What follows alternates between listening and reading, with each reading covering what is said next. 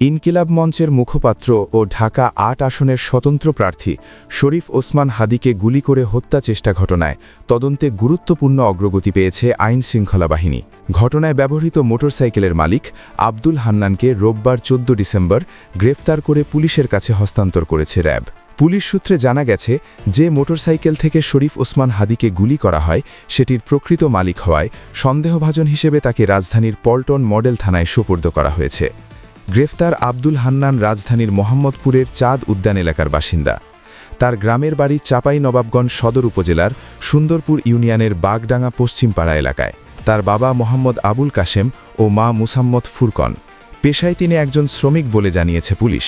আইন শৃঙ্খলা বাহিনীর পক্ষ থেকে জানানো হয়েছে, ঘটনার সময় ব্যবহৃত মোটরসাইকেলটির মালিক হওয়ায় প্রাথমিকভাবে ধারণা করা হচ্ছে এই হামলার সঙ্গে তার কোনো না কোনো ধরনের সম্পৃক্ততা থাকতে পারে। বিষয়টি গভীরভাবে তদন্ত করা হচ্ছে এবং সব দিক খতিয়ে দেখা হচ্ছে। এদিকে এই হত্যাচেষ্টা মামলায় আরও ২ জনকে গ্রেফতার করেছে পুলিশ।